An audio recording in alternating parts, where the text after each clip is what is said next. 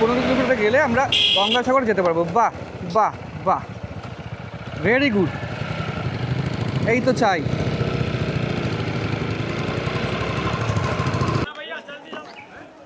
অবশেষে চলে এসেছি গঙ্গাসাগরে, বহু দূর পথ পাড়ি দিয়ে, এবং কপিলমুনির মন্দিরের সামনেই গাড়িটা রেখেছি, ডাইরেক্ট এখানে আসলাম। তবে মন্দির দর্শনের ইচ্ছে ছিল, আর গলায় এটা রয়েছে ঘাম মোছার জন্যে, বিশাল বাজে গরম। তো পুরো জার্নিটা আপনাদের কেমন লাগছে অবশ্যই কমেন্ট করে জানাবেন। কিন্তু গঙ্গাসাগর শুধু একটি সমুদ্র সৈকতের নাম নয়, এটি বাংলার মানুষের আবেগ, বিশ্বাস আর আধ্যাত্মিকতার এক জীবন্ত প্রতীক, যেখানে পবিত্র গঙ্গা নদী এসে মিশেছে বিশাল গঙ্গাসাগরের বুকে। আর সেই মিলনক্ষেত্রকে ঘিরে শত শত বছর ধরে তৈরি হয়েছে ইতিহাস, কাহিনী আর অসংখ্য মানুষের ভক্তি।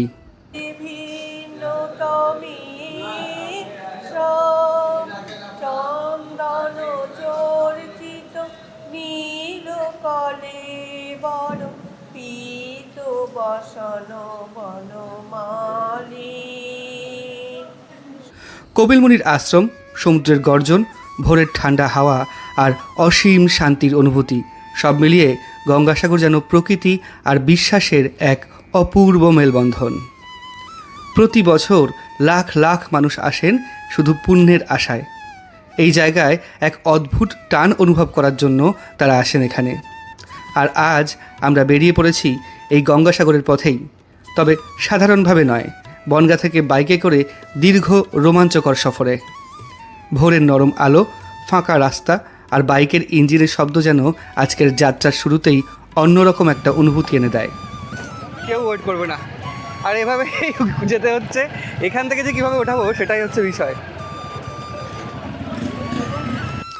শহরের কোলাহল ধীরে ধীরে পেছনে পড়ে যায়, আর সামনে খুলে যেতে থাকে বাংলার গ্রাম, নদী, ঘাট আর অসাধারণ সব পথের দৃশ্য। এই যাত্রায় থাকবে রাস্তার প্রতিটা বাস্তব অভিজ্ঞতা, ফেরিতে বাইক পার করার মজা, পথের ছোট্ট ছোট্ট মুহূর্ত, সমুদ্রের কাছে পৌঁছে যাওয়ার উত্তেজনা আর গঙ্গাসাগরের সেই অসাধারণ পরিবেশ। আজকের ভিডিওতে চলুন আপনাদের নিয়ে চলেছি বনগাঁ থেকে বাইকে গঙ্গাসাগরের এক সুন্দর ও স্মরণীয় সফরে। ভিডিওটি শেষ পর্যন্ত দেখুন, কারণ আজকের যাত্রা শুধু ভ্রমণ নয়, এটি একটি অনুভূতির আবেগ। শুভ সকাল, তবে এখনও পুরো শুভ সকাল হয়নি, শুভ ভোর বলতে পারি। আর আমি এখন উপস্থিত রয়েছি আমার প্রাণের শহর বনগাঁর একটা অন্যতম প্রাণকেন্দ্র। আমার সামনেই রয়েছে ত্রিকোণ পার্ক, আর আমি রয়েছি নীল দর্পণের পুরোপুরি সামনে। আর এখান থেকে আজকে আমাদের জার্নি শুরু হচ্ছে। আর এখান থেকে প্রচুর ট্রাক একের পর এক আসতেই চলেছে, যেগুলো জেনারেলি এখন যাচ্ছে ওদিকে। এই দিকে ট্রাকের লাইন প্রচুর রয়েছে। যাই হোক, আমাদের জার্নি এখান থেকে শুরু হচ্ছে আজকে। এখান থেকে চাকদা পর্যন্ত যাব। চাকদা পর্যন্ত জেনারেলি কোনো ম্যাপের দরকার নেই, তো এখান থেকে চাকদা যাব আশা করা যায়। এখন বাজে 4:30, 5টা 10-15-এর মধ্যে চাকদা পৌঁছে যাব, এটুকু আশা করা যায়। তারপর ওইখান থেকে আমাদের ম্যাপ চালু হবে এবং আমাদের ডেস্টিনেশনে আমরা আজকে পৌঁছাবো। কতক্ষণে পৌঁছাই এবং পথে কী কী দৃশ্য থাকছে, এবং নতুন একটা জার্নিতে অনেকদিন পরে আপনাদের সাথে শেয়ার করছি সমস্ত কিছুই। তো দেখতে থাকুন ভিডিওটা, অবশ্যই ভালো লাগবে। ভোরের আলো প্রায় ফুটে গেছে, আর গরমকালে সূর্য এমনি তাড়াতাড়ি ওঠে। এখন বাজে 4:30, এখন এখানে দেখাচ্ছে 4:41 বাজে। ঘড়িটা একটু গড়বড় রয়েছে, যাই হোক। আর আমাদের যাত্রা শুরু হচ্ছে 37,852 কিলোমিটার যখন তখন। তো আমরা আশা করা যায় মোটামুটি এটা 38, তারপরেই ফিরবো, 38-এর পরেই বাড়ি ফিরবো। যাই হোক, রাস্তাঘাট এরকম শুনশান সকালবেলা বা ভোরবেলা। রাস্তা আজকে বেশ পরিষ্কারই রয়েছে, দেখা যাক কত দূর এরকম পরিষ্কার রাস্তা থাকে। আমরা আসছি গোপালনগর রেলগেট। তো গোপালনগর রেলগেটে জেনারেলি ভাগ্য ভালো যে গেটটা এখন পড়ে নেই, পড়ে থাকলে 3-6 মিনিট লাগায় এই গেটটা শুধু উঠাতে। আর আমরা 7 কিলোমিটার আসলাম 7 মিনিটে, 7 থেকে 8 মিনিটে। আর এই জায়গাটার কথা মনে আছে মোটামুটি মাস 3 আগে, 3 মাস না, মোটামুটি 4 মাস মতো আগে ঘাটশিলা যাওয়ার সময় কী কুয়াশা ছিল এখানে, মানে কোনো কিছু দেখা যাচ্ছিল না।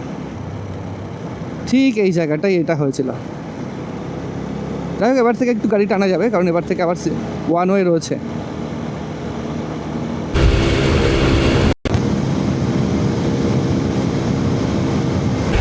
অবশেষে 24 মিনিটে আমরা পৌঁছলাম বনগাঁ থেকে চাকদা চৌমাথা পর্যন্ত। এইখান থেকে জেনারেলি আমি এত তাড়াতাড়ি কোনো দিন আসিনি, এত জায়গায় গেছি, এত দূরে গেছি। আজকে সবচেয়ে তাড়াতাড়ি বনগাঁ থেকে চাকদায় পৌঁছলাম, কারণ রাস্তা পুরো পরিষ্কার ছিল। কিছু লোক আছে যে কাকার গামছা ঢুকে যাচ্ছে চাকায়। কাকা গামছা গামছা, তোমার গামছা ঢুকে যাচ্ছে চাকায়। এইরকম কিছু বেপরোয়া মানুষ যদি এরকমভাবে গাড়ি চালায়, খেয়াল করেননি উনি, এতেই বিপদ আসতে পারে। যাই হোক, আমরা চাকদা চৌমাথা চলে এসেছি। এখান থেকে বাঁ দিকে একটা চায়ের দোকানে আমরা প্রতিবার দাঁড়াই কোনো জায়গায় গেলেই। এখানে আমাদের হয় ফার্স্ট স্টপেজ। এখান থেকে চা খেয়ে ম্যাপ অন করে তারপর আমরা আবার যাত্রা শুরু করব। তো আমরা চাকদা এসে দাঁড়ালাম মোটামুটি 10-15 মিনিট। এখান থেকে চা খেয়ে নিলাম, চা বিস্কুট। এখান থেকে এখন বেরোচ্ছি। এখন কটা বাজে পড়িনি আসলে, ওই জন্য বুঝতে পারছি না কটা বাজে। এখন বাজে 5:25। এখানে 20 মিনিট দাঁড়ালাম। 20 মিনিট দাঁড়িয়ে এখান থেকে আমরা এখন রওনা দেবো। আমাদের মোটামুটি পুরো সেট আপ রেডি, গাড়িও রেডি। এখান থেকে রওনা দিয়ে মোটামুটি ইচ্ছে রয়েছে আর 100 কিলোমিটার পরে গিয়ে থামবো। তো এখান থেকে এখন গাড়ি ছাড়ছি। এখন বাজে, যদি গাড়ির ঘড়ি দেখি তাহলে 5:25, আর ইচ্ছে রয়েছে একেবারে 100 কিলোমিটার গিয়ে থামার, যেটা বললাম। তো এখান থেকে এই রোড ধরবো। এই রোড ধরে আমরা কোথায় যাব? আচ্ছা, এই রোড ধরে আমাদেরকে অনেকটা যেতে হবে। তারপরে হরিণঘাটা ক্রস করে রাজবেরিয়ার আগে থেকে আমাদের ডান দিকে ঢুকতে হবে।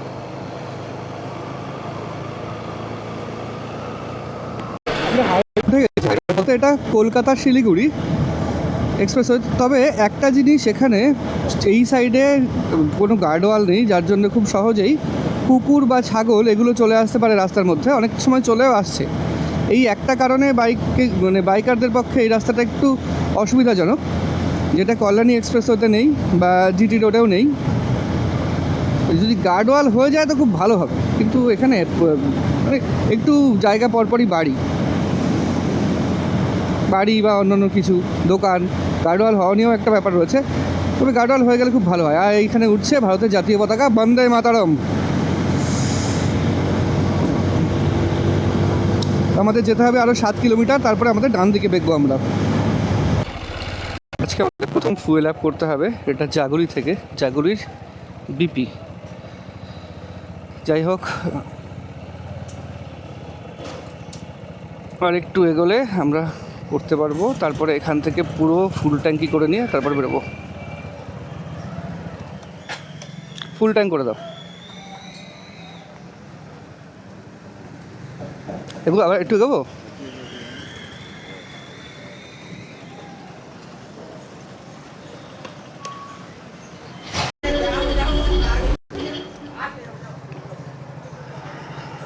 একটুখানি ফাঁকা রেখো।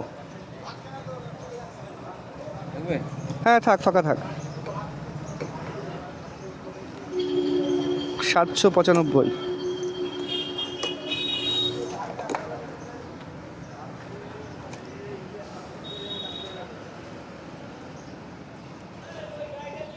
আচ্ছা, এটা দিয়েই সেকেন্ড ঈশ্বরগুপ্ত, দ্বিতীয় ঈশ্বরগুপ্ত সেতুতে যাওয়া যাবে।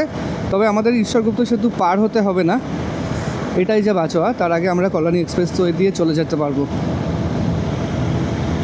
মগরা আর কলকাতা, আর আমরা বাঁ দিকে ঢুকবো না। আচ্ছা, মন্ডৌরি নামটা শুনে অনেক মনে হয় যে হিন্দি ভাষী জায়গার নাম মন্ডৌরি। তো যাই হোক, আমরা সোজা ওভারব্রিজে উঠবো। ওখান থেকে একটা এল প্যাটার্ন শেপ রয়েছে, ওইটা দিয়ে আমরা বেঁকে ডান দিকে যাব। আমার ম্যাপে দেখাচ্ছে ডান দিকে রাস্তা, কিন্তু ডান দিকে রাস্তা না, ফ্লাইওভারটাই ডান দিকে বেঁকে যাবে। আর নিচ দিয়ে বেরিয়ে গেছে সোজা কাঁচরাপাড়া।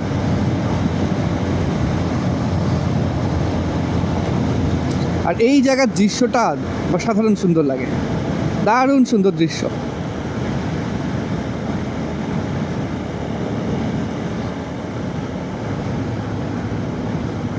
ও, পুরো বাঁকটা দেখো।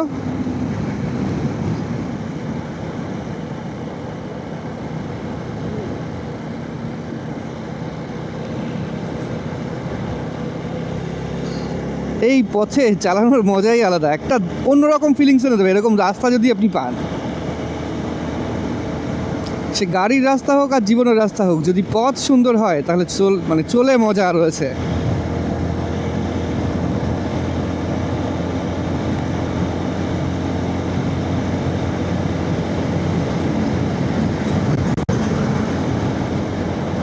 আর একটু পরে আমরা একটা জলাশয়ের উপর দিয়ে পার হবো। এই দেখুন, শাপলা ফুল হয়ে রয়েছে, ওদিকে পাখি রয়েছে কত বক। আর ভোরবেলা এখন 6টা বাজে, 5:59। কি অপরূপ সুন্দর দৃশ্য, সেই একজনের কথা মনে পড়ে যাচ্ছে। এরকম দৃশ্য দেখে সে বলবে আহা রে। যাই হোক, দারুণ সুন্দর দৃশ্য, মন খুশি করে দেওয়ার মতো একটা দৃশ্য বা পরিবেশ বা প্রকৃতি।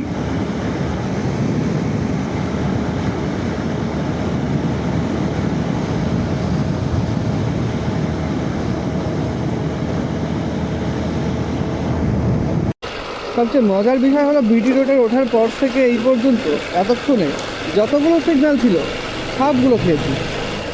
এটাও লাল হয়ে রয়েছে। তবে আমরা বাঁ দিকে যাবো, যাই। যতগুলো সিগন্যাল ছিল প্রত্যেকটা সিগন্যাল খেয়েছি। প্রচণ্ড দেরি হয়ে যায় যদি এরকম সমস্যা হয়। যাই হোক, আর চারটি সাথে গাড়ি, তারপরে সাইকেলটা বেরিয়ে যাবে, ডিকির মধ্যে ঢুকে যাচ্ছে বেশ কিছুটা অংশ, আর এইটুকু বেরিয়ে রয়েছে। এই হচ্ছে সাইকেল দিয়ে যাচ্ছি গাড়িতে করে। যাই হোক, এখনো পর্যন্ত ভাগ্য বিশাল ভালো, সব সিগন্যাল খেতে পারছি।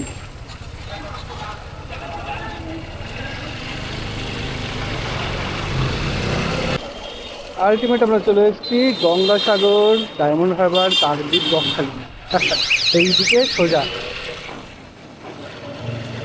একটাই রাস্তা, কিন্তু এখানেও সিগন্যাল প্রচুর, যানজট এলাকা লেখাই রয়েছে। আমরা যেখানে রয়েছি পুলিশের গার্ডটা দেখুন, টাকা দিয়ে এরকম দেখে দিয়েছে রাস্তা এখান থেকে সরিয়ে নেয়, বাদ বাকি এরকমভাবে একদম সংকীর্ণ হয়ে গেছে রাস্তা, এটা মাঝখানে রাখার জন্য। যাই হোক, যানজটপূর্ণ এলাকা, তাই ঠিক আছে। তো আমাদের এখন একটা খাবার দোকান দেখতে হবে। 100 কিলোমিটার আর বাকি নেই, 98 কিলোমিটার, হ্যাঁ 98 কিলোমিটার বাকি আছে। আর বাজে প্রায় 9:15, তাই কিছু খেয়ে নেবো আমরা। আগে খাবার দোকানটা খুঁজি। খাবার দাবার খেয়ে আমরা একটু এগিয়ে আসলাম, ছায়া কোথাও নেই, একটু গাছের ছায়ায় দাঁড়ালাম। আর আমি দাঁড়িয়ে আছি সেই ফলতা বিধানসভার মধ্যে, মানে বিধানসভার মধ্যের একটা অংশে, ফলতা বিধানসভার মধ্যে। আর যেই জায়গাটায় এই সমস্যাটা হয়েছিল হাসিমনগর, সেই হাসিমনগরেই কিন্তু সেই ঘটনা হয়েছিল, সেখানেই আমরা দাঁড়িয়ে আছি। আমরা অনেক দিন যাবো, অনেক দূর যেতে হবে, এখনও প্রায় 90 কিলোমিটার বাকি। তো আমরা জার্নি করেছি, প্রচণ্ড গরম বলতে বিশাল গরম, কোনো জায়গায় দাঁড়ানো যাচ্ছে না, দাঁড়ালেই মোটামুটি দরদর করে ঘামছি। শুধু একটা জায়গা, আমি এখন যেখানে দাঁড়িয়ে রয়েছি, আমার সামনে প্রবাহিত হচ্ছে গঙ্গা নদী, ডায়মন্ড হারবারের জেটি ঘাট। শুধুমাত্র এই জায়গাটা দাঁড়ালে গঙ্গার হাওয়া এমন মনে হচ্ছে কোনো ঠান্ডাই নেই, কিন্তু এই জায়গা বাদে সব জায়গায় কোনো জায়গায় দাঁড়ানো যাচ্ছে না, এটা হচ্ছে ব্যাপার। আর এখানে দেখুন এখন মনে হয় জোয়ার। আমরা জলপথে দিয়ে গেছিলাম, সেটা হচ্ছে টুকরাহাটি ওইদিকে, আর ওই পাশটাই হচ্ছে হলদিয়া বন্দর।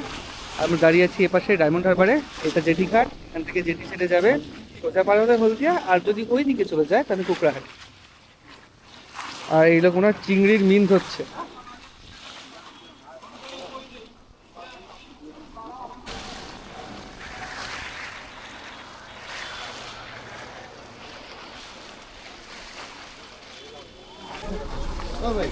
বাইক নিয়ে ওপাশে যেতে গেলে ভাড়া কত? কজন লোক সঙ্গে? 2 জন লোক একটা বাইক। 2জন লোক বাইক 90 টাকা। 90 টাকা। অনলাইন কি না,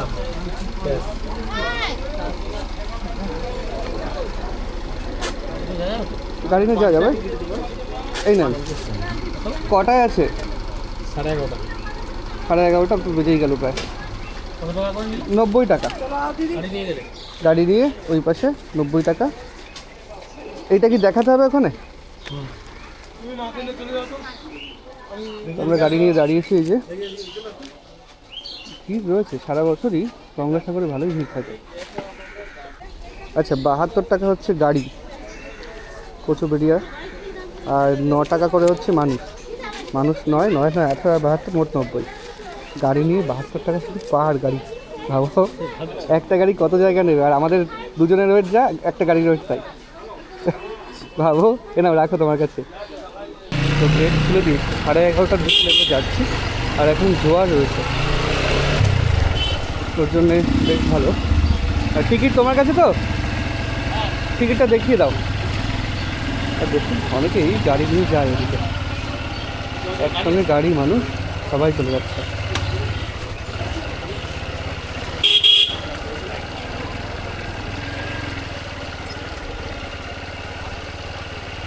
ভালোই ভিড় রয়েছে। তুমি কি ঘুরতে যাচ্ছেন না কাজে? হ্যাঁ, ঘুরতে না কাজে? মেয়ের বাড়ি। ও, গঙ্গাসাগরে এখন জোয়ার হচ্ছে, ওই জন্য এত উপরে উঠে গেছে জল। জেনারেলি এত উপরে থাকে না। আর জোয়ারের সময় পারাপারটা এই পাশ থেকে ওপার সুবিধা হয়, লট নম্বর 8 থেকে কচুবেড়িয়া ঘাট পারাপার সুবিধা হয়। যদি জোয়ার হয় ভাটার সময় আবার বেশ কিছুক্ষণ বন্ধ থাকে।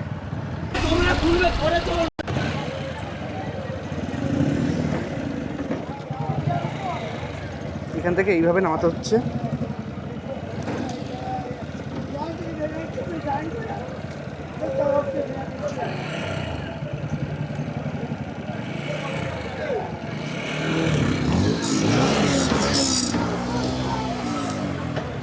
এই হচ্ছে গাড়ি তুলতে হচ্ছে এইভাবে, ভাবো।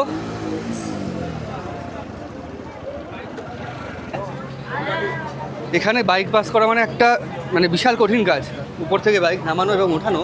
আর এখন একদম জোয়ারের অক্ষম টাইম, জোয়ার চলছে তো এখন।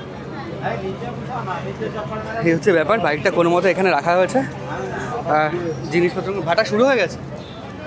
আচ্ছা আচ্ছা, যাই হোক, লঞ্চ ছেড়ে দিয়েছে। মোটামুটি 20 মিনিট থেকে আধ ঘন্টা লাগবে। আর ভিড় দেখুন কত মানুষের।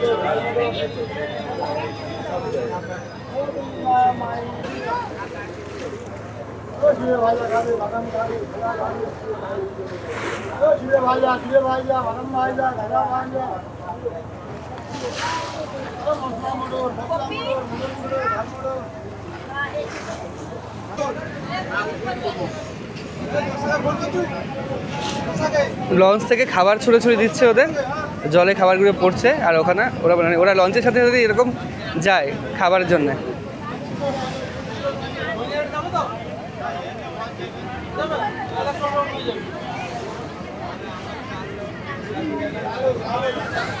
গঙ্গাসাগর সারা বছরই লোকের ভিড় থাকে বা দর্শনার্থীদের ভিড় থাকে। আর এই ভাইয়ের বাড়ি হচ্ছে গঙ্গাসাগর। তো গঙ্গাসাগরে সারা বছরই এরকম ভিড় থাকে। হ্যাঁ, বছরের কোনো সময় এরকম দেখলাম না যে এটা ফাঁকা গেল। আমি তো মেলার সময় এসেছি, মেলার আগে পরে সময় আরো বেশি এটা অফ সিজন, এটা অফ সিজন, সব সময় প্রচণ্ড ভিড় থাকে। হ্যাঁ, আর এই নৌকা বা স্টিমার চলাচলের বিষয়টা কি? জোয়ার হলে চলে আর ভাটা হলে চলে না? তাহলে চলে না। জল জল যখন থাকবে নদীতে ততক্ষণ চলবে, নাহলে আর চলবে না। চর জেগে ওঠে। আর যেটা আমি শুনছিলাম যে রাস্তা হয়ে যাবে ডাইরেক্ট এপার ওপারের জন্যে, ওই তো হয়ে যাচ্ছে, ওই কোনটা? ওই ব্রিজে। আচ্ছা আচ্ছা, এটা এখান থেকে হবে? এই আরম্ভ হয়ে গেছে ওখান থেকে। ওই কাজ চলছে, এইসব কাজ চলছে। আচ্ছা, মাঝখানে যেই জাহাজটা দাঁড়িয়ে আছে ওটা কাজ করছে, তাই তো? কাজ চলছে। আচ্ছা আচ্ছা। আর ওইটা যেটা দেখা যাচ্ছে ছোট আইল্যান্ড, ওটা কি ঘোড়ামারা? না না, ওইটা ঘোড়া মারানো, ওইটা একটা দ্বীপ।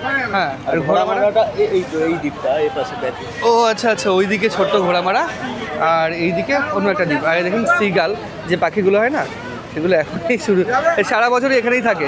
না, ঠান্ডার সময় আছে, গরমের সময় এত থাকে না, কিন্তু এখনও রয়েছে। যাই হোক, আর এবার পরিযায়ী পাখিরা যাচ্ছে না, দেখুন আসছে, কত সুন্দর লাগছে।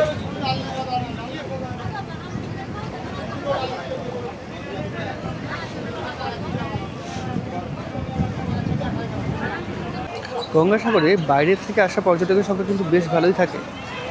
বহু দূর দূরান্ত থেকে বহু মানুষ গঙ্গাসাগরে আসে সারা বছর পুণ্য লাভের আশায়, এবং সেখানে স্নান করার জন্য, স্নান করে কপিলমুনির আশ্রমে পুজো দেওয়ার জন্য। উপরে লাইফ জ্যাকেট রয়েছে, তবে রয়েছে মোটামুটি 3টে লাইফ জ্যাকেট দেখতে পাচ্ছি। আর এতজন মানুষ। বাইকটা নামানোর সময় বেশ বেগ পেতে হয়েছিল, তার একটাই কারণ, অনেকটা উঁচু নিচু। আর জোয়ারের কারণে পুরো পোতাশ্রয় যেটা রয়েছে সেটা এরকম ফ্লোটিং করছিল, ওর জন্য ভালোই বেগ পেতে হয়েছে। তবে ঠাকুরের ইচ্ছায় ভালোভাবে নামানো গেছে। ওপাশে কচুবেড়িয়ায় গিয়ে ঠিকঠাকভাবে ওঠাতে পারলেই হয়। আমরা যাচ্ছি গঙ্গাসাগরে, তবে পুরো দ্বীপটার নাম হচ্ছে সাগর বা সাগর আইল্যান্ড। আর এই দেখুন, এইভাবে যেই ইলেকট্রিকের খুঁটিগুলো রয়েছে, এইভাবেই পুরো বিদ্যুৎ এসছে এই দিক থেকে, আপনার ওই কাকদ্বীপ থেকে গঙ্গাসাগর বা সাগরদ্বীপে যা বিদ্যুৎ সাপ্লাই পুরো এই একটা লাইনের মধ্যে দিয়েই গেছে। তাহলে ভাবুন, পুরো গঙ্গা নদীর মধ্যে 1 2 3 4 5 6টা এরকম বড় বড় টাওয়ার রয়েছে। এই 6টা টাওয়ারের মাধ্যমেই গেছে। আর টাওয়ারের ঠিক এই পাশটায় আমরা তো অনেকটা চলে এসেছি, ওই জায়গাটায় তৈরি হচ্ছে নতুন রাস্তা বা একটা ব্রিজ, যে ব্রিজে ডাইরেক্ট চলে যাওয়া যাবে। তবে এখানে যা ঢেউ জোয়ারের সময়, তাতে কতদিন লাগবে ব্রিজ করতে সেটা একটা ব্যাপার। 5-6 বছর জেনারেলি বলছে, তবে তার বেশি লাগবে, বেশি লাগাটাই স্বাভাবিক। আর দেখুন আজকে বলছে ভিড় কম আছে, আজকে নাকি ভিড় কম আছে। যাই হোক, আমরা যাই ওপারে আগে। কি অবস্থা, যে দিক থেকে বাইক উঠে দিলাম জেনারেলি তার উল্টো দিক থেকে নামার কথা। আরে কাকা ওয়েট করো।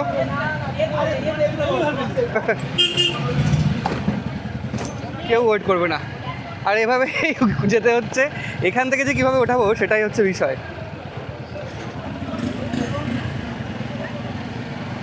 বাইক নিয়ে আসতে যেমন সুবিধা আছে তেমন অসুবিধাও রয়েছে।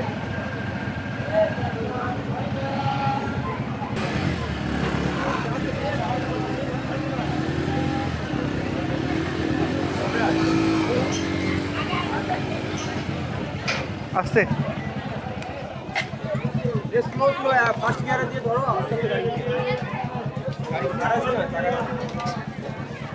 भैया इनके लिए थोड़ी जगह करवा दो ना यहाँ बैठने की।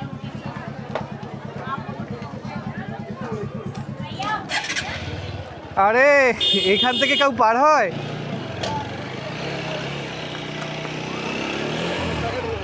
হ্যাঁ,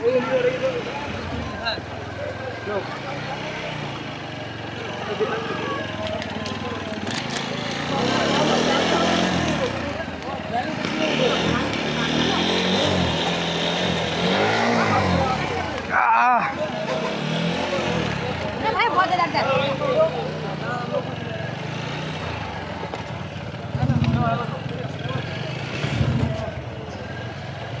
বাপরে বাপ, কি খাটনি বাইক ওঠারও। চারটিখানি ব্যাপার এখানে। আগে সামনে এগোই, পেছনে লোক, আরো লোক বাইক ওঠাবে। আসো সামনে আসো, বিশাল বাজে অবস্থা। এই হচ্ছে অবস্থা।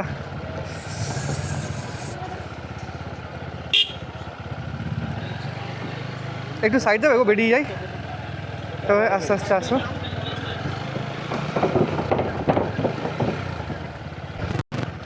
মিলন তীর্থ গঙ্গাসাগর। তো বাইক নিয়ে আসার ইচ্ছে একবার ছিল, অনেক দিনেরই ছিল। আর ইচ্ছে বাইক পারার ক্ষেত্রে যা, মানে ওঠানো নামার ক্ষেত্রে যা খাটনি, তাতে মনে হচ্ছে পরের বার আবার এমনি আসবো। সামনে কিছুক্ষণ দাঁড়াবো, তারপর ওই পারে যাবো। যাতায়াতে অনেক ঝক্কি এদিকে। একটা ছায়া জায়গা দেখে দাঁড়াতে হবে, কারণ কোনো দিকে ছায়া নেই। এই গরমের মধ্যে অজ্ঞান হয়ে গেছে একজন গঙ্গাসাগর আসার মানে পথেই। বাইক নিয়ে আসার ইচ্ছা ছিল, তবে বাইক নিয়ে পথ তো দারুণ, যদি ধরে দেয় একটু ঠিক আছে। যারা থাকে তারা বাইকের জন্য ভাড়া নিচ্ছে 72 টাকা, শুধু এক পার করার জন্য 72 টাকা। কিন্তু গাড়ি তো ধরে দেবে, কিচ্ছু করছে না। এইগুলো ঠিক না, ধরে দেওয়া উচিত। আর না হলে বড় গাড়ি যেভাবে পাস হয় সেভাবে পাস করা উচিত। যাই হোক, আমরা এপাশে এসেছি, এপাশে এসে গাড়িটা দাঁড় করালাম। দাঁড় করিয়ে এখান থেকে একটু জল টল খাবো, খেয়ে ডাইরেক্ট মানে একবারে চলে যাব গঙ্গাসাগরে কপিল মুনির আশ্রমের আসে, মানে একদম পাশে যদি কোনো ভালো হোটেল পাওয়া যায় সেখানেই থাকবো। তো আমরা বেরিয়েছি এখন কচুবেড়িয়া ঘাট থেকে। কচুবেড়িয়া ঘাটের এখানে অনেক অটো আছে, মানে এমনি গাড়ি রয়েছে। যারা পার্সোনালি গাড়ি ভাড়া করে যেতে চান সেই গাড়িও যেতে পারেন, আর অটো করেও যেতে পারেন। অটো করে ভাড়া 50 টাকা, আর যদি বাসে যান তাহলে ভাড়া 40 টাকা। এমনি গাড়িতে যেমন ভাড়া তেমনই হয়, ম্যাজিকের ভাড়াও তাই, মানে অটোর ভাড়াটা ম্যাজিকের ভাড়াও তাই। সোজা এখান থেকে গঙ্গাসাগর 30 কিলোমিটার, একই রাস্তা, সোজা রাস্তা। বেনুবন তট রয়েছে ওদিকে, তো বেনুবন তটে আমরা যাবো না, আমরা সোজাসুজি গঙ্গাসাগর যাবো। এরকম সোজা রাস্তাতেই আমাদের যেতে হবে, মানে একদম টানা রাস্তা। আর প্রখর রোদ, প্রচণ্ড গরম, এত গরম ভাবতে পারিনি। বাহ, খুব সুন্দর লাগলো এই দৃশ্যটা দেখে। রাধাকৃষ্ণের একটা মূর্তি করা রয়েছে কাঠের বা সিমেন্টের, যাই হোক একটা কিছু হবে, দেখে মনে হচ্ছে কাঠের। কুকুর দেখলে সাবধান, একদম আস্তে, কিছু করার নেই। কুকুর রাস্তা পার হচ্ছে বা পাশে রয়েছে, একদম আস্তে।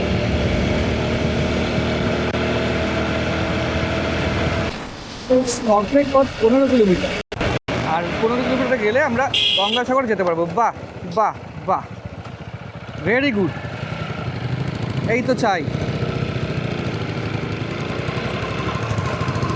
কি অবস্থা ভাবুন, যারা বাইক চালান তারা ভাবুন কি অবস্থা। তো যেটা বলছিলাম, গঙ্গাসাগর এর যে পুলিশ স্টেশন সেটা কিন্তু পুরোপুরি কচুবেড়িয়া ঘাট আর গঙ্গাসাগর যেই কপিলমুনি আশ্রম তার ঠিক মাঝখানে অবস্থিত। দুদিকেই 15 কিলোমিটার দূরত্ব রয়েছে।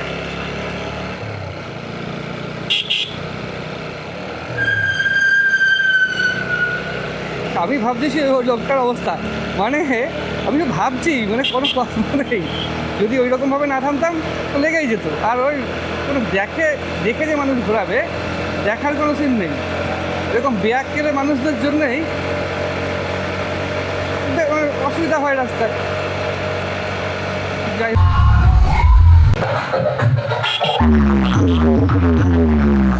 বাবা, কান কেঁপে উঠলো আমার। এই হেলমেট পুরো কানে চেপে রয়েছে, তা সত্ত্বেও কানের ভেতরে পর্দা কেঁপে উঠলো, এত জোরে বেস বাজছে এখানে। কান সুরসুর করা শুরু করে দিয়েছে এই বেসে। এই গাড়িটাই একটু বাচ্চাটাকে নিয়ে যাচ্ছে কেমন, মাঝখানে আরও একটা বাচ্চা বসে আছে, কোনো হেলমেট ছাড়া রোদের মধ্যে। একটু সেফটি নেওয়া উচিত বাচ্চাদের ক্ষেত্রে অন্তত। ওয়েলকাম টু গঙ্গাসাগর কপিল মুনির মন্দির। আর এই সেই গঙ্গাসাগরের মূল গেট। আর বাস স্ট্যান্ড মনে হয় সামনেই, হ্যাঁ এই যে মূল গেট আর বাস স্ট্যান্ড। এখানে টোটো অটো স্ট্যান্ড এই পর্যন্ত আসে, যারা পাবলিক ট্রান্সপোর্টে আসবেন তারা এই পর্যন্ত আসে। আর এটা বাস স্ট্যান্ড। বাস স্ট্যান্ড ছাড়িয়ে যদি আমরা গঙ্গাসাগরের মন্দিরের দিকে আমরা যাই তাহলে ডান দিকে ঢুকতে হবে।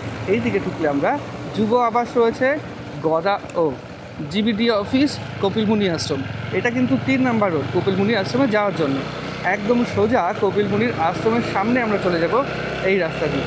আর এখন দেখছি এইসব জায়গা জমি ফাঁকা ফাঁকা রয়েছে। গঙ্গাসাগরে মেলার সময় এইসব জায়গা ভর্তি হয়ে যাবে, কোনো জায়গা ফাঁকা থাকবে না, সব টেন্ট করা থাকবে ত্রিপল দিয়ে। এই হচ্ছে ব্যাপার। আর দেখুন এই যে বাঁশ টাস রয়েছে না, এগুলো কিন্তু প্রতি বছর এরকমই থাকে, আবার রেখে দেয়, আবার টেন্ট করে, আবার এরকম রেখে দেয়। অবশেষে রয়েছে কপিল মুনির মন্দিরের সামনে, গঙ্গাসাগরের কপিল মুনির মন্দিরের পুরোপুরি সামনে অবশেষে এসে উপস্থিত হয়েছি।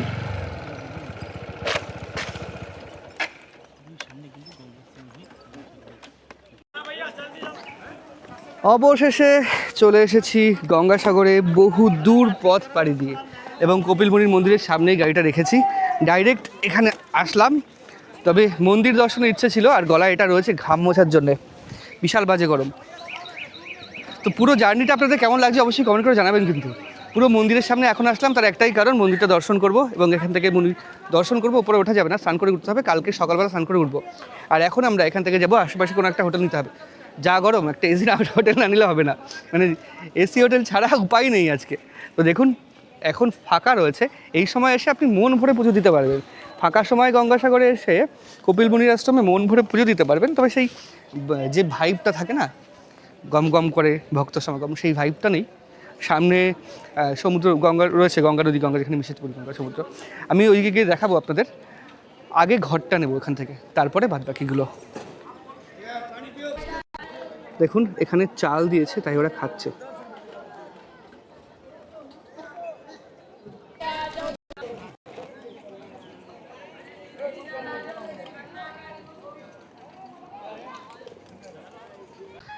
তো বাইক রেখেছি আর আমরা একটা হোটেল নিয়েছি, সেটা হচ্ছে Das guest house. Das guest হাউসের হোটেলটা এদিকে আর ক্যান্টিন বাদিকে। দেখুন কি সুন্দর এখানে, এবার ওগুলো মনে হয় ফেব্রিক দিয়ে কলকা করা রয়েছে। এটা মোটামুটি একটু লোকজন ভালো আসে। আমার গাড়ি এখানে রাখা রয়েছে নারকেল গাছের ছায়ায়। আর এখান থেকে যদি এদিকে দেখি, দেখুন মন্দিরের উপরে শাড়ি দিয়ে রেখেছে এবং খুব সুন্দর। আমাদের রুমের নাম্বার হচ্ছে 7, আর এদিকে ক্যান্টিন, আর আমরা রয়েছি এই উপরের এই ঘরটায় 7 নম্বর উপরে। আর আমার অবস্থা দেখুন, পিঠে ব্যাগ, এখানে রুমাল, এই অবস্থা। যাই হোক আমরা উপরে যাই। প্যাসেজটা না ন্যারো, কিন্তু রাত্রে বাইক ঠাইক রাখা যাবে, অসুবিধা হবে না। আর ঘর হচ্ছে এইটা, আপনি ঝাড় দিয়ে দিচ্ছেন। আপনার কি নিজেদের বাড়ি, উপরে ঘর নিজে ভাড়া দেন? আপনাদের বাড়িতেই, তাই তো? আর সামনের বিল্ডিংটা ওটাও আপনাদের? না না, এই সামনের এই যে এটা আপনাদের? আচ্ছা, ওখানে থাকার জায়গা আছে? হল রুম মানে গঙ্গাসাগর মেলার সময় ওখানে ভালো ভিড় হয়। আর এখানে ক্যান্টিন। আর নিচে আপনারা থাকেন ওপরে?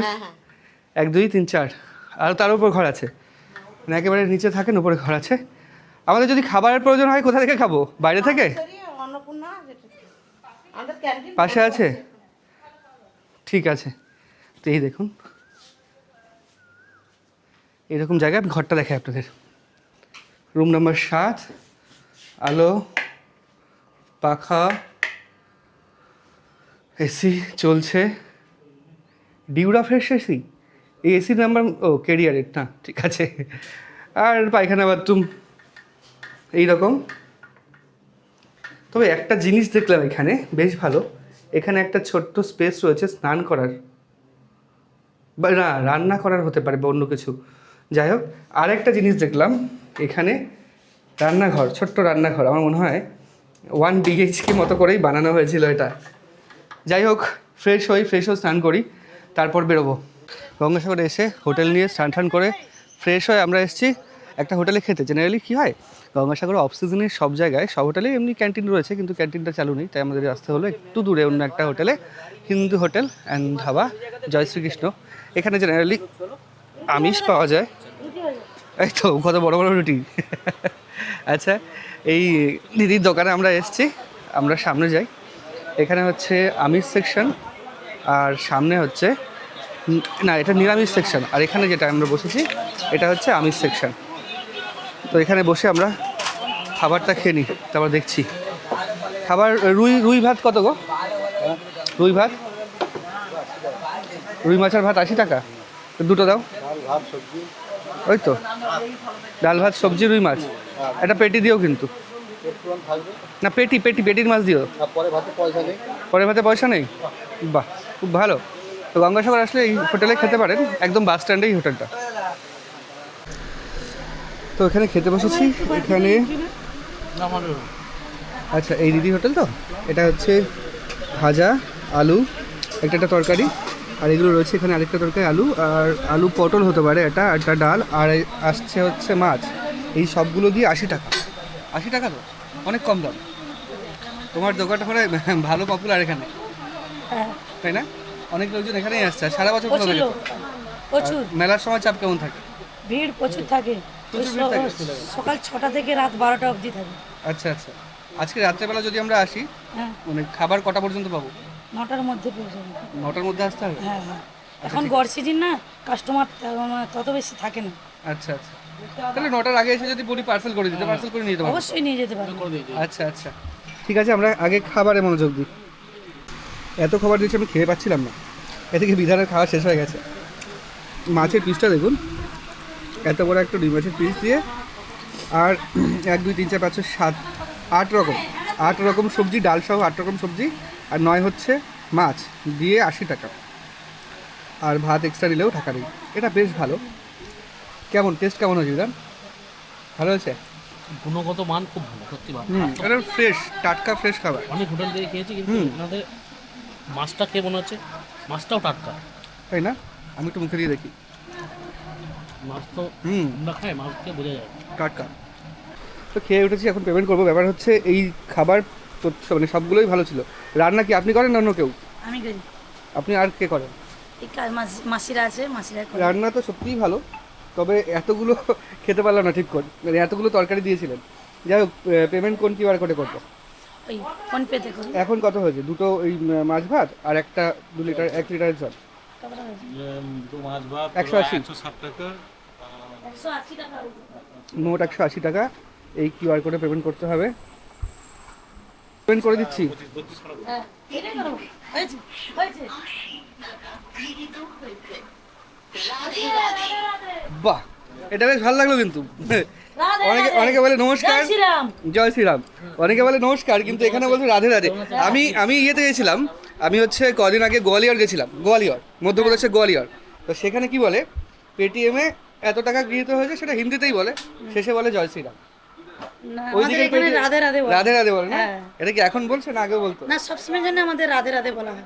আচ্ছা আচ্ছা, এটা কি সেট করা যায় হ্যাঁ, এক্সট্রা? অবশ্যই সেট করা বাহ, যায়। এটা বেশ ভালো। হ্যাঁ। ঠিক আছে, আসছি। নমস্কার। হ্যাঁ হ্যাঁ, আচ্ছা রাত্রেবেলা আমি খাবার নিয়ে যাবো হ্যাঁ, thank you. 8টা নাগাদ। হ্যাঁ। ঠিক আছে, এবার আমরা বেরোই এখান থেকে, বেরিয়ে সৈকতের দিকে যাই। এখন কপিলমুনি আশ্রম থেকে ঠিক সামনে গঙ্গাসাগরের মুখে যেখানে স্নান করার জায়গাগুলো ছিল, পুরো গঙ্গার ভাঙনে কতটা চলে এসেছে এপাশে দেখুন। এখান থেকে ওই পর্যন্ত লাইটের তার ছিল, ওগুলো ভেঙে গেছে, এগুলো ভেঙে গেছে। এই রকম গাছের গুঁড়িগুলো বসিয়ে বসিয়ে এখানে মাটি দেওয়া হচ্ছে দূর থেকে নিচে।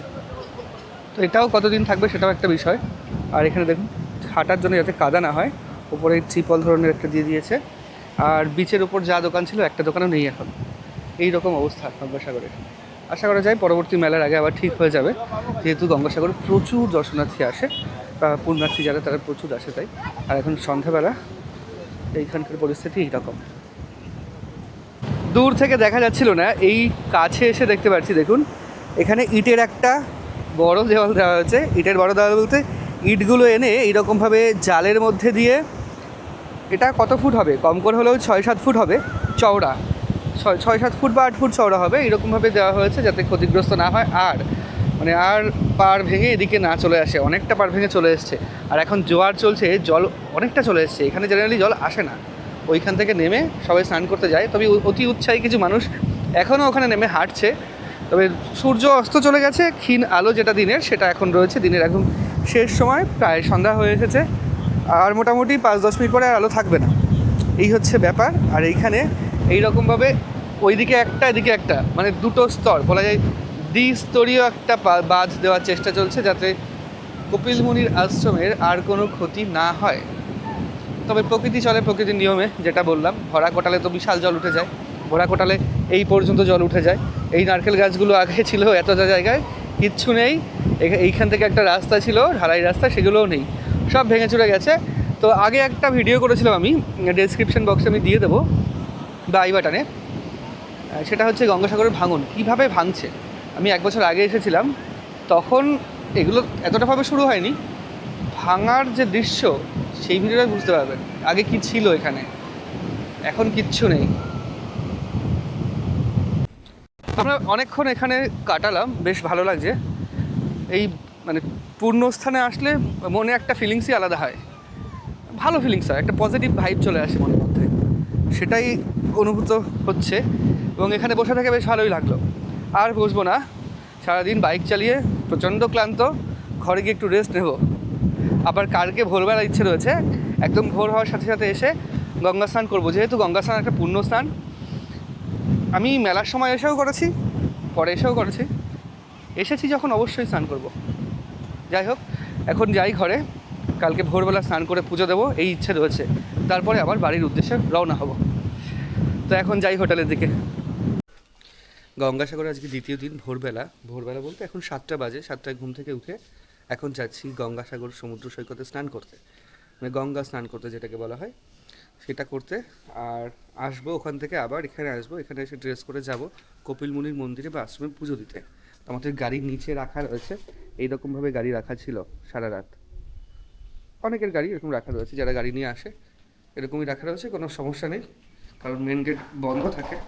তো আমরা প্রথমে নিচে যাব, নিচে গিয়ে গাড়িটা খুলবো, তারপর গাড়ি নিয়ে যাব।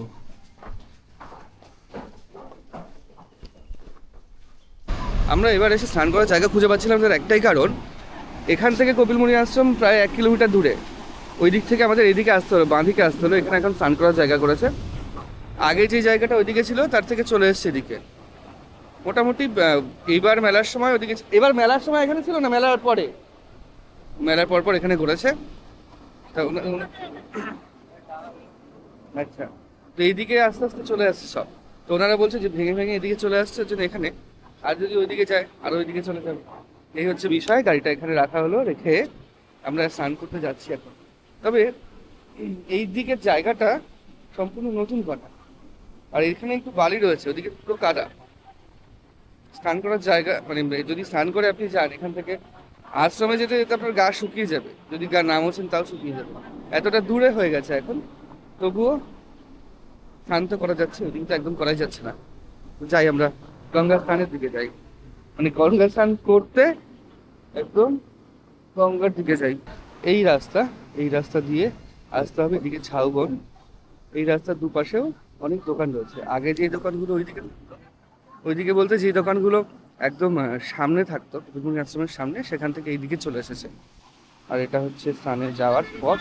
এখন হয়েছে এখানে বাটা আছে, এখান থেকে কিনে নিয়ে যেতে পারে, তবে মন্দিরের দূরত্ব বেশ ভালোই রয়েছে এখান থেকে। আমরা গাড়ি নিয়ে এসেছি তাই ঠিক আছে, হেঁটে হেঁটে আসলে আপনি ভালোই এই যেটা তবুও প্রচুর কাঁকড়ার গল্প। আর এইখানে রয়েছে মা গঙ্গার সুন্দর একটা চিত্র, মাছের উপরে মা গঙ্গার চিত্র। মানে তো আজকে অফ সিজন এখন, তাও বেশ ভালোই ভিড় রয়েছে। আচ্ছা, এনাদের বাড়ি মন্দিরের আশেপাশেটাও এখানে বেশ ভালো ভিড় রয়েছে। আর এদিকে দেখুন তর্পণ করছে হয়তো, বা অন্য কোনো ক্রিয়াকর্ম পালন করছে এখানে, এগুলো হয়। আর এনারা ননভেজ ধরে, বাংলা বাইরে থেকে আসে মানুষজন, মানে গঙ্গাসাগরে মানে পশ্চিমবঙ্গের বাইরে থেকে আসা মানুষজনের সংখ্যা কিন্তু অনেক বেশি বলা যায়। আর এখন জোয়ারের সময় দেখুন জল কতটা চলে এসেছে।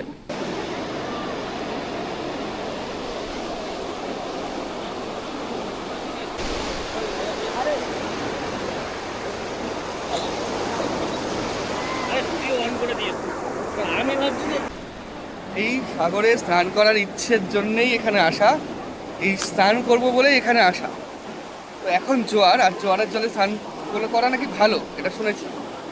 তো গঙ্গা নদী, সেই গঙ্গোত্রী হিমবাহের গোমুখ গুহা থেকে উৎপন্ন হয়ে প্রায় 2500 সামথিং কিলোমিটার পাড়ি দিয়ে এখানে এসে সাগরের সাথে মিশেছে, সাগরে মিলিত হয়েছে, ওই জন্য এর নাম গঙ্গা সাগর। যাই হোক, আমি এখন যাচ্ছি স্নান করতে।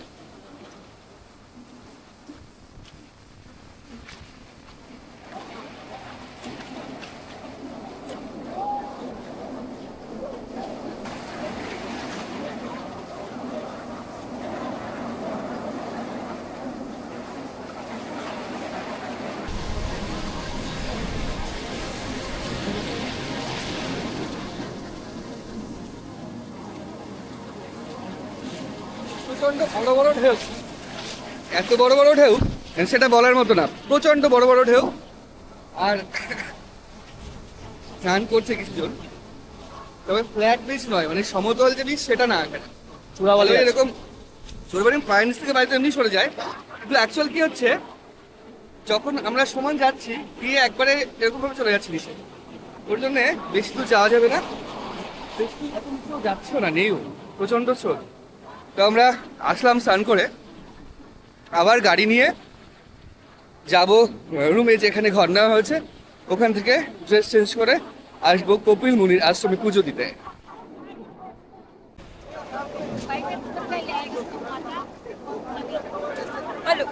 গোমাতাকে নমস্কার করছেন সবাই। তো আমরা যাবো এবার ওইদিকে, গাড়ি নিয়ে বেরোবো। মোটামুটি স্নান শুরু হয়ে যায় ভোরবেলা থেকেই। তো এখানেই শঙ্খের দোকানগুলো এখানে চলে এসে দেখুন কত শঙ্খ, শাখা এবং বাদবাকি সমস্ত জিনিসই এখানে রয়েছে। দেখুন কত বড় বড় শঙ্খ, একটা শঙ্খের উপরে লেখা আছে গঙ্গাসাগর, গঙ্গাসাগর লেখা রয়েছে। কিন্তু এখন স্নান করতে এসেছি, কিছু নিয়ে আসেনি, টাকা পয়সা কিছু নিয়ে আসেনি, নেবো কি করে, পরে এসে নিতে হবে। আগে এটার দাম কত হতে পারে? 70 টাকা। আর ছোটগুলোর একটু কম নাকি? একই। আচ্ছা, এখন স্নান করতে এসেছি, টাকা নিয়ে আসিনি, আপনি সাইডে রেখে দেন, আমি পরে এসে নিয়ে যাবো। ঠিক আছে। তো আমরা ঘরে এসে ফ্রেশ হয়ে যাচ্ছি পুজো দিতে। তবে একটা কথা, আজকের আকাশটা বেশ মেঘলা রয়েছে, ভালো মেঘলা, এখনো সূর্য ওঠেনি, আর আকাশের অবস্থা এরকম।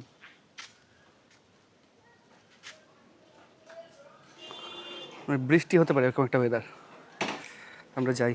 আমি ঘর থেকে বলে বেরোলাম যে সূর্য ওঠেনি, এখানে আসলাম 1 মিনিট সূর্য উঠেছে, সূর্যদেবের দেখা পাওয়া গেছে। আর মন্দিরের সামনে চলে এসেছি। এখানে মানে বাটা বা ডালি নেওয়ার জন্য বিভিন্ন জায়গা রয়েছে। জেনারেলি দুটো এদিকে হাউজিং রয়েছে, এখানে গেট নাম্বার 1, 2, এদিকে 3, 4, এই 4টেতেই পাওয়া যায় সমস্ত ডালি। আর একটা জিনিস আমি আপনাদের দেখাচ্ছি, দেখুন এখানে শঙ্খ প্রতিকৃতি করা রয়েছে, কত সুন্দর লাগছে দেখতে। আর এইখানে কপিল মুনির ধ্যানরত একটা প্রতিকৃতি রয়েছে, দারুণ সুন্দর লাগছে কিন্তু। পাশে কুমণ্ডলু রাখা এবং কপিল মুনির খুব সুন্দর একটা প্রতিকৃতি। এখানে রয়েছেন মহাদেব, কপিল মুনি আর গঙ্গাদেব, মা গঙ্গা হতে পারে। আর এই পাশে আচ্ছা এখানেও একটা রয়েছে, মোট 3টে হাউজিং রয়েছে, তবে ইন্টারকানেক্টেড পেছন দিক থেকে। আর এইখানে রয়েছে সাগর রাজার প্রতিকৃতি, দারুণ সুন্দরভাবে নির্মাণ করা হয়েছে। মোটামুটি এই জায়গায় আসলে আপনার প্রাণ শান্ত হয়ে যাবে, মন শান্ত হয়ে যাবে, আর একটা পজিটিভ ভাইব আসবে, যেটা আমারও আসছে, জেনারেলি সবারই আসে এখানে আসলে। এই হচ্ছে ব্যাপার। আর এটা দেখুন কি সুন্দর নির্মাণ শিল্প বা নির্মাণ কার্যটা কত সুন্দর করা হয়েছে। তো আমরা এখান থেকে এখন ডালা নেব। আমরা যে দাদা আমাদের ডেকে নিয়ে আসলে সেই দাদার দোকান ওখানে রয়েছে, আর এখানেও প্রচুর ডালার দোকান রয়েছে। তবে ডালার দোকান এত, দোকান অনুযায়ী পুণ্যার্থীদের সংখ্যা কম, ওর জন্যে সবাই কিন্তু ডাকছে।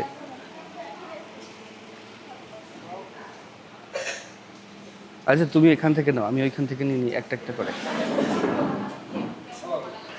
এই হচ্ছে ডালা, আমি প্রথম দিচ্ছি মা বিন্দুবাসিনী পুষ্প ভাণ্ডার, এখান থেকে নিচ্ছি। এই দিদির দোকান থেকে নিচ্ছি। তো ডালা প্রচুর রয়েছে, ডালার সাথে সাথে রয়েছে আরও অনেক কিছু। ডালার শুরু কত থেকে দিদি? 50, 100, 150। 50, 100, 150। আচ্ছা আচ্ছা, এখানে একই তো রয়েছে। না, এখানে 10 পিস লাড্ডু, আপনার মঙ্গলবারটা এক্সট্রা আছে, 50 টাকা ওটা নেই।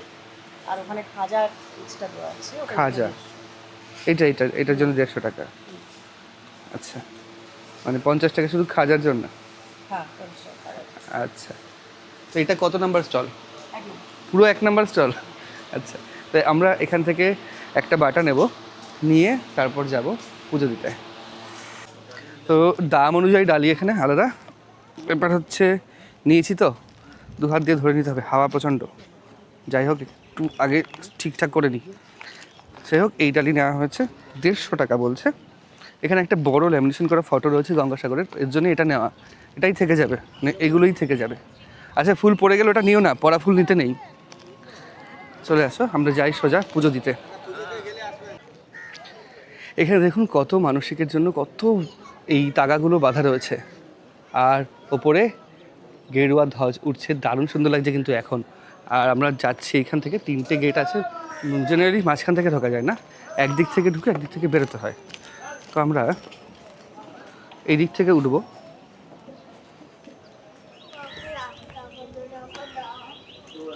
উঠে আমি প্রবেশ করব ভেতরে, এটা প্রবেশপথ, এখান থেকে প্রবেশ করতে হবে এবং ওই দিক থেকে বেরোতে হবে।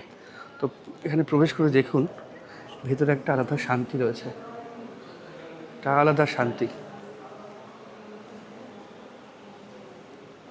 সীতারাম লেখা রয়েছে এখানে, আর এখানের নৃসিংহ অবতার ছবি রয়েছে, পাশে মা গঙ্গা। আরেকটা জিনিস দেখুন ভেতরে কতটা শান্ত। এখানে রাধাকৃষ্ণের ছবি, বাঁশি দেখেই বোঝা যাচ্ছে, ছবি না প্রতিকৃতি, এগুলো সবই মূর্তি। আর আসল যেই হনুমানজির মূর্তিটা দেখুন,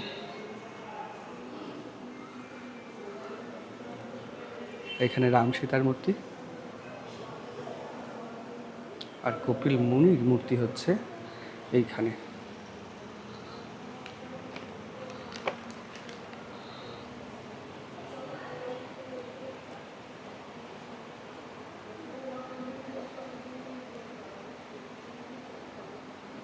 এখন একজন পুরোহিতই রয়েছে এখানে দেখছি।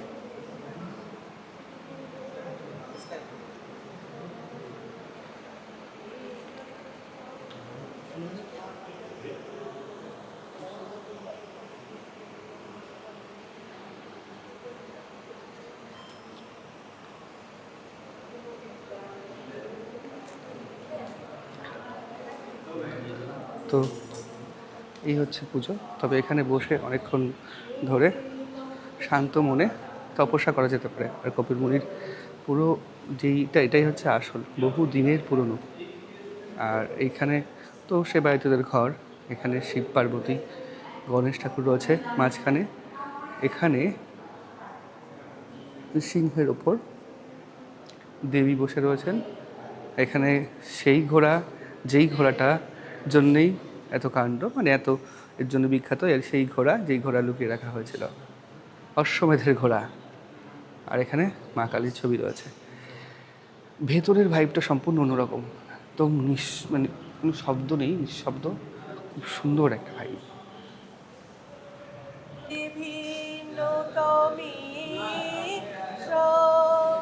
চন্দন চর্চিত নীল কলেবর পীত বসন বনমালী শশী কিরণ ছুরিত ধর জলধর সুন্দর সকুসুম কেশ তিমিরোদিত বিধুমণ্ডল নির্মল মলয় জ্যোতিলক নিবেশ চন্দন চর্চিত নীল কলেবর পীত বসন বন মালিন শ্রী জয় দেব ভনিত বিভব দ্বিগুণীকৃত ভূষণ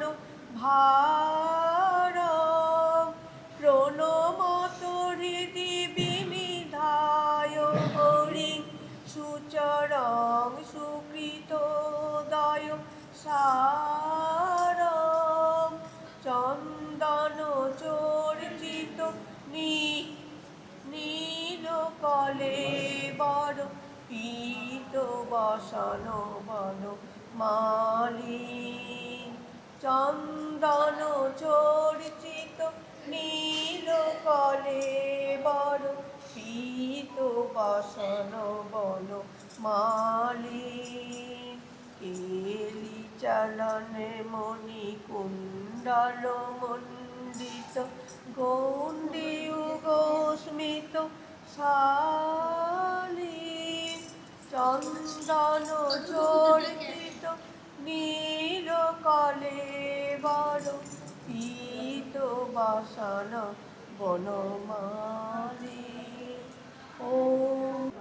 তো আমরা এই দিক থেকে বেরিয়ে যাচ্ছি এবং একটা আলাদা অনুভূতি ছিল। ভেতরে বসলাম অনেকক্ষণ, এক মাঝি বসে বসে গান করছিলেন, মানে খুব সুন্দর লাগছিল। ভেতরের পুরো ভাইবটাই আলাদা। আর এখান থেকে বেরোনোর পথ তো আমাদের জুতো ওইদিকে রাখা রয়েছে জন্য ওইখানে যাব। তবে মেলার সময় আসলে আমরা ওই দিক দিয়ে ঢুকে বাস দিয়ে বেরিয়ে যাবেন, ওইখানে যেতে পারবেন না। তবে এই মাঝখানটায় দেখুন মূল একটা জায়গা রয়েছে, এখানে এসে এই যে ধূপকাঠি জ্বালানোর জায়গা, এইখানে আপনি ধূপকাঠি জ্বালাতে পারেন এবং আলতা এইখানে দিতে পারেন, এখানেই দিতে হবে। তো এখানে যে আলতা সিঁদুর আছে সেটা আমি এখানেই দিয়ে দেবো এবং ধূপকাঠিটা এইখানে জ্বালাবো। তো এটা এখন ওইখানে দেবো ধূপদানিটা নিচে, এবং তারপরে আরও একটু ক্রিয়াকর্ম রয়েছে।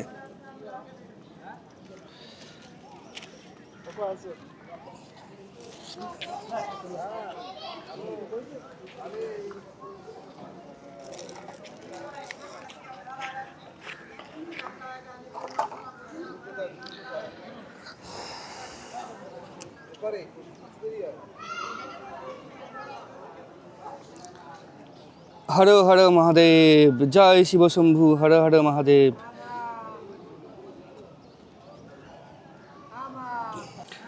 তো এখান থেকে পুজো দিয়ে আপনি বেরোবেন, বেরোনোর পরে যেখান থেকে নিয়েছেন ডালা সেখানে যাবেন।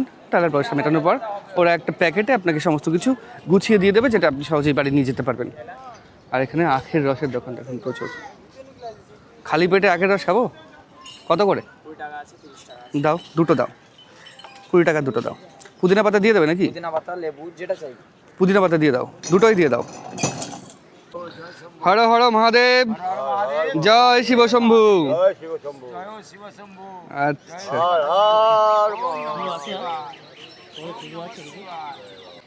সাগর রাজার 60,000 পুত্রের মুক্তি হয়েছিল এইখানেই। ওর জন্যই এই অঞ্চলকে বা এই কপিল মুনির আশ্রমে গঙ্গাসাগরের এই অংশকে বলা হয় মুক্তিক্ষেত্র। সব তীর্থ বারবার, গঙ্গাসাগর একবার, এই কারণেই বলা হয়। সাগর রাজার 60,000 সন্তান এখানেই মুক্তি পেয়েছিল, তাই তাদের বলা হয় মুক্তি, এই জায়গাটাকে বলা হয় মুক্তিক্ষেত্র। আমার সোজা চলে গেছে গঙ্গাসাগরের সমুদ্র, যেখানে এখন ঢেউ আছড়ে পড়ছে। সাগর অনেকটা এগিয়ে এসছে সামনে, ওর জন্য এখানে আর স্নানের ঘাট নেই। স্নানের ঘাট একদম ওইদিকে চলে গেছে, যেটা সকালে গেছিলাম। পুজো দিয়ে উঠেছি, আজকে আকাশটা মেঘলা, সূর্য উঠবে বলে মনে হয় না, তবে যা অবস্থা মনে হচ্ছে বৃষ্টি হতে পারে। আজকে আমরা বাড়ি যাব, এখন বাজে 10টা, সকাল 10টা, এখন এই অবস্থা। তো এখন পুরো পুজো দেওয়া শেষ হয়ে গেল। বাড়ি থেকে বাইকে করে কপিল মুনি আশ্রমে এসে এক রাত থেকে কোথায় খাবেন, কোথায় কীভাবে পুজো দেবেন, একদম সহজ পদ্ধতিতে। তবে মেলার সময় আসলে না পুজো দিতে প্রচণ্ড ভিড় থাকে, আর এখন আসলে শান্তি মনে আপনি পুজো দিতে পারবেন এবং মন্দিরের ভেতর বসে কিছুক্ষণ সময় কাটাতে পারবেন। যাই হোক, এখানেই শেষ করছি ভিডিওটা। আমরা এখন ঘরে যাব এবং ঘরে গিয়ে ওখান থেকে রেডি হয়ে বাইক নিয়ে সোজা বেরিয়ে পড়বো বাড়ির উদ্দেশ্যে। যেতে হবে প্রায় 270-80 কিলোমিটার মতো। কেমন লাগলো ভিডিওটা অবশ্যই কমেন্ট করে জানাবেন। ভালো লাগলে লাইক এবং শেয়ার করবেন। দেখা হচ্ছে পরবর্তী একটা নতুন ভিডিওতে। জয় কপিল মুনির জয়, জয় মা গঙ্গা, হর হর মহাদেব।